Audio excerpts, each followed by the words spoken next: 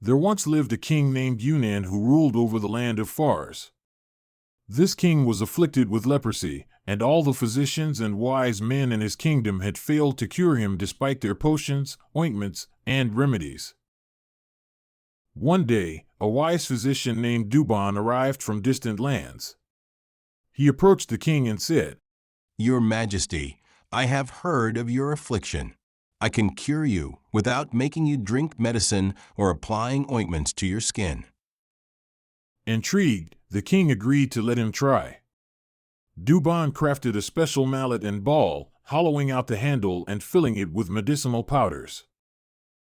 "Ride to the field and strike this ball with the mallet until your hand grows warm and the medicine penetrates your palm." The king did as instructed. After playing until he perspired, Duban told him to return to the palace, bathe in the hammam, and sleep. When King Yunan awoke the next morning, his skin was completely clear, the leprosy had vanished. Overjoyed, King Yunan showered Duban with honors, robes, and riches. He made the physician his closest companion, seating him at his side and consulting him on all matters. But the king's vizier grew jealous of Duban's favor. He went to the king and said, "O king, this physician who cured you by something held in your hand could just as easily kill you by something you smell or touch. Perhaps he is a spy sent by your enemies to win your trust before destroying you." Though the king initially dismissed these words, the vizier persisted day after day until doubt crept into the king's heart. Finally, King Yunan summoned Duban. "I have decided that you must die. Your very skill in healing makes you dangerous." Duban was stunned. "O king, if you kill me after I cured you, Allah will punish you for such ingratitude." But the king would not relent, and he ordered the physician's execution.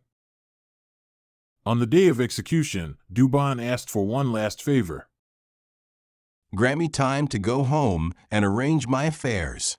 I will return with a special book to give you, a book so rare that after my head is cut off, if you place it on a tray of powder to stop the bleeding, my head will speak and answer any question you ask while you turn its pages."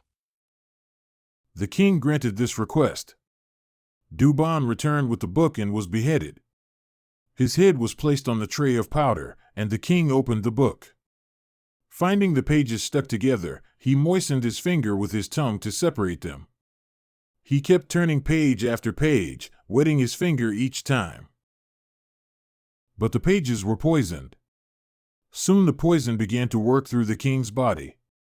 As he started to die, Duban's head opened its eyes and said, "Now you see, the physician you would have preserved could have preserved you, but he whom you killed has killed you." The king fell dead, and the vizier who had caused this tragedy met his own doom soon after. Thus ended the tale of King Yunan and the sage Duban, a warning that ingratitude toward those who have done you good service brings its own punishment. Those who listen to jealous counselors and destroy the loyal may find themselves destroyed in turn. The fisherman, having finished this tale, reminded the genie, "You see, O Ifrit, if King Yunan had spared his physician, Allah would have spared him. But he would not, and so he perished. And you, O Genie, if you had spared me, Allah would have spared you." The genie, moved by this wisdom, agreed to spare the fisherman's life. In gratitude, the fisherman led the genie to a lake where 4 colored fish swam, white, red, blue, and yellow, fish whose story would reveal the tale of the ensorcelled prince.